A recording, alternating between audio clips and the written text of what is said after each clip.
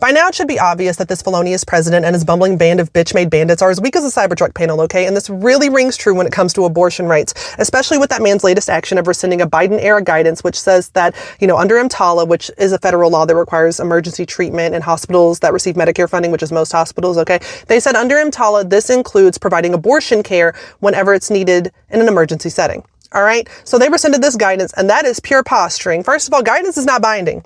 It's not a rule. It's not a regulation. It's not a statute. It's just explaining something that already exists. Now, that's where the lawsuits came from. They said, whoop, whoop, Biden, you're going a little bit too far. You're not saying that doctors can provide abortions under EMTALA. You're saying they have to. And we want them to be able to, okay? We also want them to be required to, because we want doctors to do their jobs. But that's where the lawsuits come from. And that is important to note, because the way that these anti-abortion states like Texas and Idaho, okay, which is where these lawsuits are centered when it comes to EMTALA, the way they are framing this discussion is to scare doctors from providing this treatment even when they want to. So doctors are turning away women and putting their lives at risk in states like Texas because they say, oh my God, I have no protections, I could go to jail.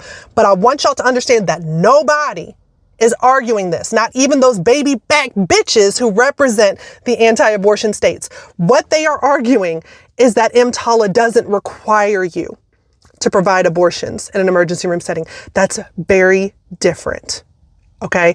Because these people know, they know that they're not going to win by saying doctors are never protected under EMTALA when they're providing abortions in an emergency room. They know that shit's going to lose, because even in states where Kamala Harris lost, but abortion rights were on the ballot, abortion won. This shit is not popular, even with their own constituents. And the courts are not going for that shit. We see that St. Luke's, they got their injunction issued, okay, in the district court in Idaho, even after this administration pulled their lawsuit. They said, yeah, your doctors are protected.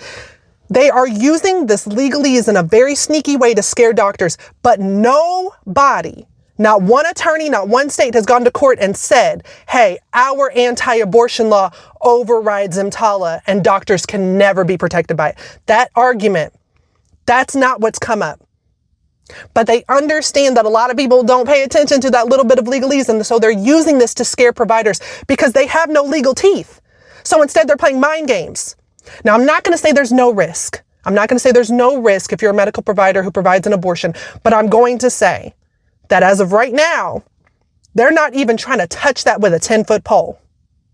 They are just saying that you are not required to provide an abortion. That's not the same as saying that you can't. So even in states where abortion is outlawed, I want you, if you're in an emergency room setting and you're a provider, do what you need to do to save your patient. And now I'm going to turn you over to a video from 2023 where I covered what's happening in Texas with this case. This Uncanny Valley chucklefuck is Judge Kurt Engelhardt of the Fifth Circuit Court of Appeals, and he and his ears are both trying to completely dismantle reproductive rights. On Tuesday, January 2nd, Engelhardt here penned an opinion stating that emergency rooms do not have to perform life-saving abortions under EMTALA. EMTALA is the Emergency Medical Treatment and Labor Act, and it requires participating hospital ERs to provide emergency care to patients regardless of their citizenship, legal status, or ability to pay. It requires these hospitals to treat and stabilize patients experiencing emergency medical conditions or make an appropriate transfer to a better-suited hospital when the patient's condition requires it. Now, participating hospitals are defined as those hospitals that accept Medicare payments, and that's nearly every hospital in the U.S. In June 2022, after Roe v. Wade was overturned, the Department of Health and Human Services issued guidance to all participating hospitals stating, when a state law prohibits abortion and does not include an exception for the life of the pregnant person or draws the exception more narrowly than EMTALA's emergency medical condition definition, that state law is preempted. What that essentially means is, fuck whatever state anti-abortion laws you have. If a person needs an abortion in an ER to survive, then that's that. Well, Texas sued and said that this guidance would force emergency room doctors to perform life-saving abortions. Yeah, no shit. But Texas and a bunch of anti-reproductive rights assholes decided that this was a bad thing. And when it got appealed to the Fifth Circuit, Judge Engelhardt agreed. His Dumbo-looking ass said, EMTALA does not mandate medical treatments, let alone abortion care, nor does it preempt Texas law. Let me repeat that. This man, who has more ears than listening skills, said that a federal law that preempts state law and requires emergency medical care doesn't do that. How did he become a judge again?